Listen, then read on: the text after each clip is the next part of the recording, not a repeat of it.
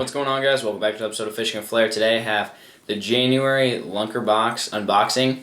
It is a little bit late, I know it's February, but I was just, been busy. I put up like the ice fishing video, and I don't like to put up all the monthly unboxings, back to back to back to back, because I feel like it gets kind of boring to watch this unboxing video after unboxing video. I know that's what I've been putting up a lot because, it's winter, there's not a whole lot to do besides ice fishing every once in a while or hunting. And I'll try to get some more like tips and tricks videos out to you. Hopefully at least one of those this month in February. But anyways, so we'll get right into this. Is the January Lunker Box.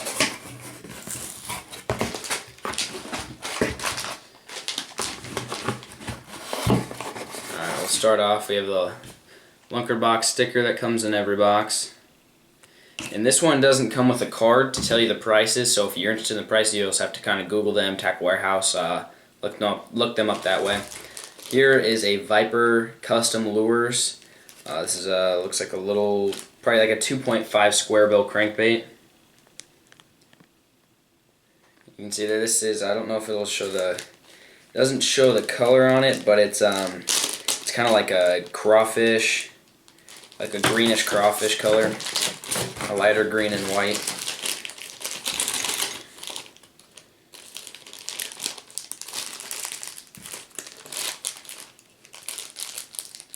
If I can get it out.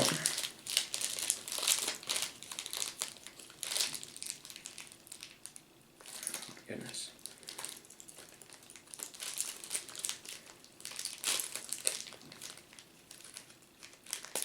There we go. You can see there, nice looking crawfish bait. I think it's out of wood just by feeling it. I don't know, I'm not going to promise that, but just by feeling how dense this lure is, and there's no rattles in it or anything, I believe this is made out of wood, whether it's balsa or cedar. I'm not really sure, but it's real dense. I think it might be out of cedar because of how much it weighs. But like I said, I'm not too positive on that, but that's a nice looking square bill there. Super sharp, big, oversized hooks. Definitely a nice bait coming up in the spring when they're feeding on crawfish. Next we have a 3/4 ounce War Eagle twin spin spinnerbait. This one is in chartreuse and white color.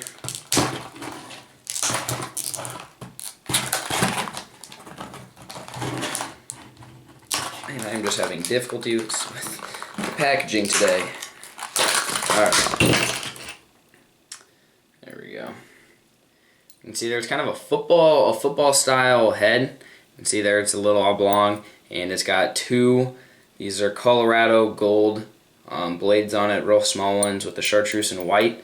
I actually kind of like this design and everything. I like it because it's 3/4 ounces, a little heavier.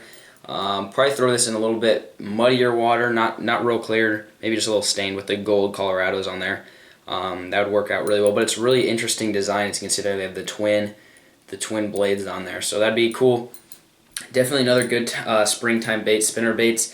Anything crawfish or shad patterned in the early spring is always a good idea to throw something like that. Next we have Quick Baits. This is a quick rascal in Christmas tree color. And it's that's kind of an interesting bait there. That's kind of more of a chigger craw style, like a chigger craw crazy legs. If you ever seen that bait made by Berkeley, very similar. This one has just a little bit different appendages on there, and a little bit, I believe these are a little bit longer, the little longer strands. But it's kind of a mix between a craw bait and like a brush hog style with the crazy legs right there, which personally, any plastics, if I'm flipping and pitching, I like to have the little crazy legs down there. I just believe it gives added action and gives it more of a finesse, but more lifelike, because it just quivers and it just makes a lot of movement and not a lot of hard thumps, but it's just, it looks like it's alive. It looks like it's moving very subtly, so I do like baits with them. Next, we have an MPAC Lures Structure Guard. This is one of their jigs. This looks like a watermelon candy color. And I don't believe I've ever gotten one of these or owned any of these. But you can see there that it's kind of an interesting guard on there.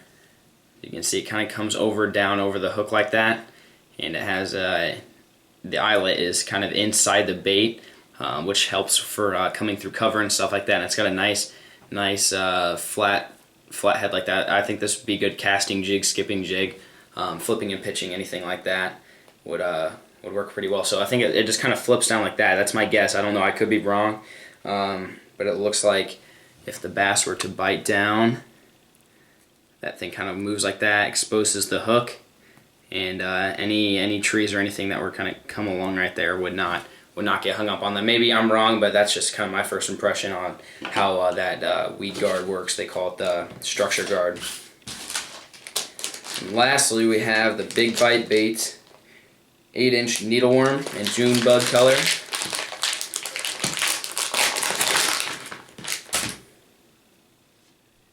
And it's just a nice shaky head worm is exactly what I would use this for, similar to the Power Team Lures ticklers. Very, it kind of starts like a regular finesse worm and then kind of tapers down to a little bit of a little thinner profile down at the end. June bug is actually probably my #1 shaky head worm color.